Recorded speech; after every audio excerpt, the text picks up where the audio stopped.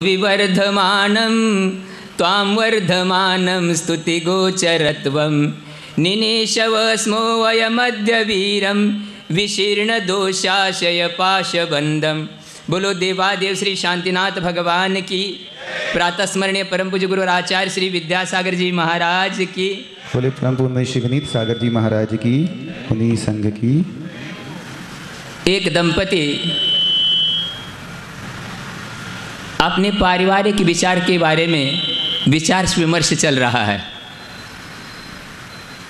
और उन्होंने सोचा कि जिनके बारे में हम कुछ करना चाह रहे उनसे भी एक बार पूछ लिया जाए ताकि कार्य व्यवस्थित हो। क्योंकि पहले भी जब हमारे सामने ये प्रसंग आया था तब भी हमने इसी प्रकार के विचार को अपनाया था। विचार करते करते उन्होंने अपने सेवक को बता दिया कि उनके लिए भी बुलाया जाए। वो आकर के सामने बैठ गए, कहा कि आपके बारे में हम कुछ सोच रहे हैं, ऐसा विचार है हमारा, आपका क्या अभिप्राय है?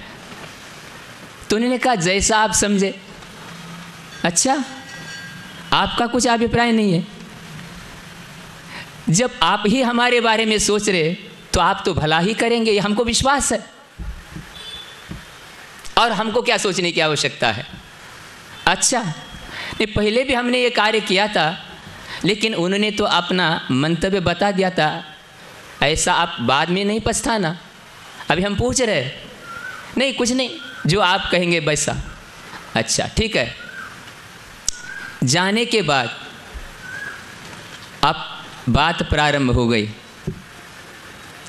लेकिन ये सामान्य व्यक्ति नहीं था। राजा होने के कारण मंत्री सेनापति आदि ने इस माहौल को बदलने के लिए कहा, राजन अब इसको विराम दीजिए, अपन वन विहार के लिए चलते हैं। और सारी यात्रा वन विहार की ओर चली गई। वहाँ जाने के बाद राजा ने जब दृश्य देखा उन्हें कहा अपना काम बन गया। क्या हुआ कि मैं जो चाह रहा था बस उसमें से बहुत सारे सैकड़ों व्यक्ति है, एक व्यक्ति को बुलाया, उन्हें सका शायद यही मुखिया होगा, उन्हें बुलाया, आ गए कि कहने लगे आपसे मेरा कोई काम है, तो क्या कर पाएंगे आप? उनने का सोचना नहीं, केवल हाँ या ना में, दो में उत्तर हमको चाहिए। क्योंकि राजा लोगों के यहाँ विनय नहीं चलती, वहाँ ऑर्डर चलता है, आज्ञा। सुन रहे क्या? लोट लकार जिसको बोलते हैं।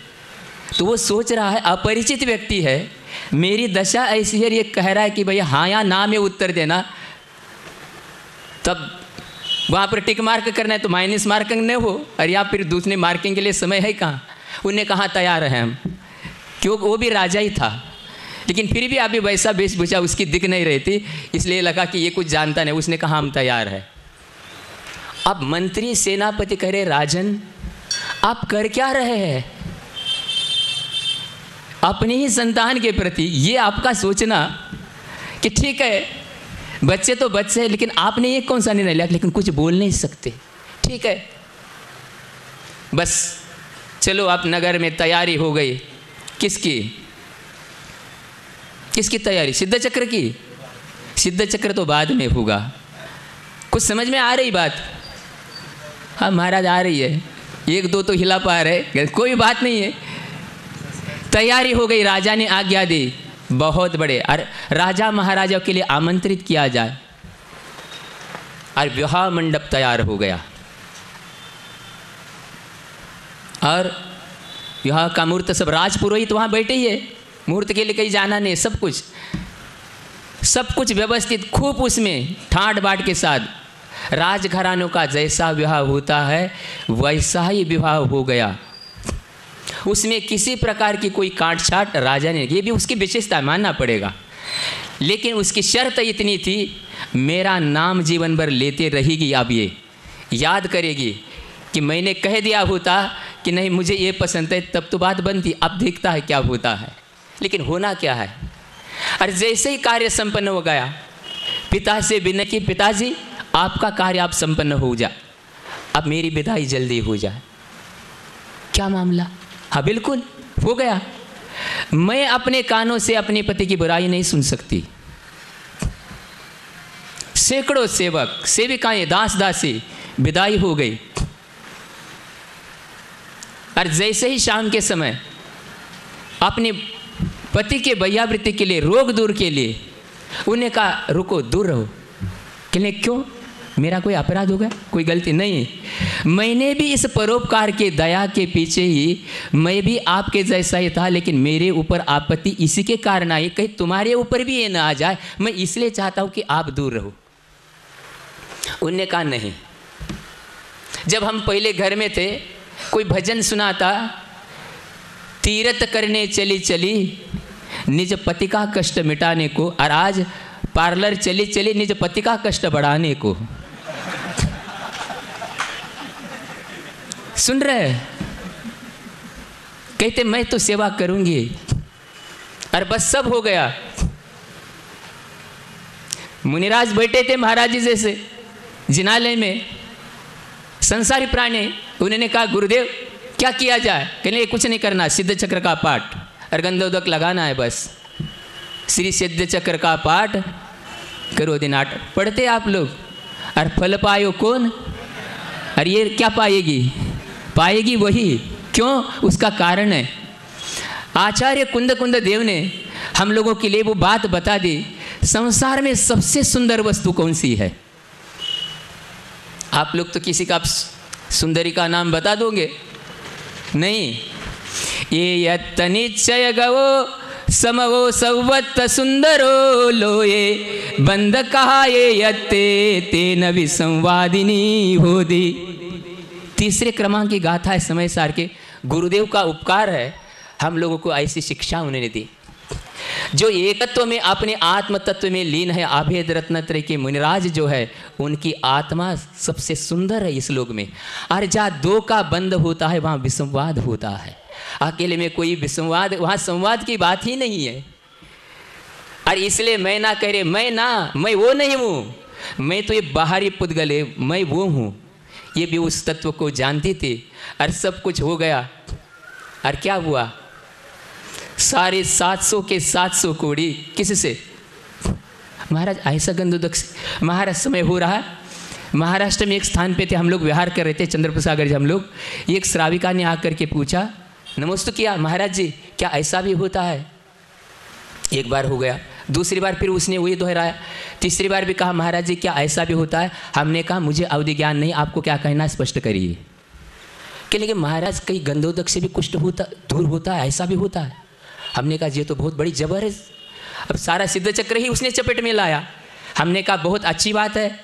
हमने कहा आपका जैसा मैना का श्रद्धान था कर्म सिद्धांत पे, वैसा आपका भी श्रद्धान है। अभी आप देवशास्त्र गुरु के साक्षी से नियम ले लो, क्या आज के बाद कभी बीमार होने के बाद कोई भी औषधि नहीं खाएंगे। कहने महाराज ऐसा क्यों? तो हमने कहा औषधि तो जड़ है, वो क्या करने वाली है? जब औषधि से कुछ नहीं होता, जो आप कह रहे गंधोदक से कुछ, हमने कहा वो भी एक पेती है तो ये भी एक पेती है।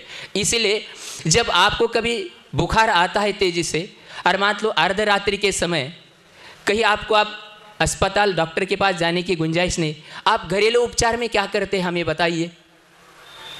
क्या करते हैं? पट्टी लगाते। बुखार आपके पूरे शरीर में है क्या किसी हिस्से में है?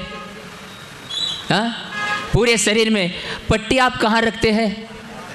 तो बुखार कुछ 1-8 डिग्री उतरता है क्या? नहीं उतरता है। इसी प्रकार जिनेंद्र भगवान का गंधोदक जय फोड़ा पुंसी वहाँ मलते नहीं बेटा, उत्तमांग पे धारण करना तो अपने आप आपकी पीड़ा दूर हो जाएगी। ये श्रद्धान का परिणाम है। और सारा दूर हो गया। 8000 राजाओं का राजा महामंडलेश्वर बन करके वापिस आया। कौन? श्रीपाल। और फिर बहुपाल की वहाँ राजधानी कहाँ पर? उज्जैन नगर। प्रवेश करने के पहले संदेश भेजा, अब संदेश वो नहीं भेज पा रहा है। मैना ने कहा मैं कह रहा हूँ ऐसा करिए। क्या करना है? उनको कहना है घुटने तक धोती पहन करके सिर पर लकड़ी का गट्ठर लेके सामने आना है, अथवा तो युद्ध के लिए तैयार होना है। 2 ही रास्ते हैं आपके पास। संदेश पहुंचा बहुपाल के पास, भोपाली नाम था, नाम मैं भूल भी जाऊँ तो आप लोग सुधार लेना। महाराज जी कह रहे ठीक रहे बड़े महाराज, ठीक है। दिया संदेश, मंत्री सेनापति कह रहे राजन देखो आप यदि चाहते हैं तो हम कह सकते हैं, आप भी राजा है, हम ये नहीं कह रहे, आप भी पराक्रमी हैं, लेकिन अपार सेना है और यदि युद्ध का मार्ग यदि हम अपना ले तो हमारा उज्जैन नामो निशान यहाँ रहने वाला है। हमारा ऐसा अभिप्राय विनय है आपसे। अब वो सोच रहा है भाई मंत्री बुद्धिमान होते हैं, राजा का हित करने वाले होते हैं। उनने सोचो ठीक है, धोती पहने घुटने के बराबर लकड़ी का गट्टर लकड़हारे का रूप लेके सामने जा रहा, सामने राजपुत्र के भेष में, और थोड़े दूर पे फिर संदेश पहुंचाया। हाँ ठीक है, अब ये सारे वस्त्र, पहले तो श्रीपाल कह रहे मैना क्या कर रही हो, जिन्होंने इतना बड़ा मेरा उपकार किया उनके प्रति ऐसा व्यवहार करने को नहीं, कहते आप रुकिए अभी। और जब हो गया फिर राष्ट्रीय वेशभूष पहन करके सामने आ गए, और पुत्री को तो पहचान लिया लेकिन दामाद को क्यों, सारा दूर हो गया था और उसको ये विश्वास था कि मैना के भाग्य का विधाता मैं हूँ, मैं बैठा हूँ। आप उसके भाग्य के विधाता कदापि भी नहीं हो सकते, उसका भाग्य का विधाता उसका ही शुभाशुभ कर्म है, ऐसा हम लोग श्रद्धान करें। इसलिए हम लोग इस बात का ध्यान रखें, गुरुदेव ने हम लोग को ये शिक्षा दी, कर्तव्य आप करिए। अभी महाराज जी ने बोल ही दिया, सोमेश सागर महाराज ने, कि भाई महाराज जी का काम नहीं है मंदिर बनाना।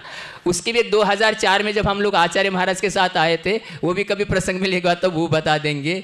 इसलिए ये आपका ही कर्तव्य है, बस उनका केवल जो है आशीर्वाद कि भैया हम अपना कार्य कर सके, ऐसी भावना हम लोगों को भी रखना चाहिए और इस महीना को याद रखना चाहिए। सुन रहे क्या, हमने उस समय यही बोला था, एक एक नागपुर की महिला का पार्लर का खर्च और एक एक जवान के गुटके का खर्च ही यदि 24 में लगता तो 24 कब के बन जाती है। बोलो महावीर भगवान।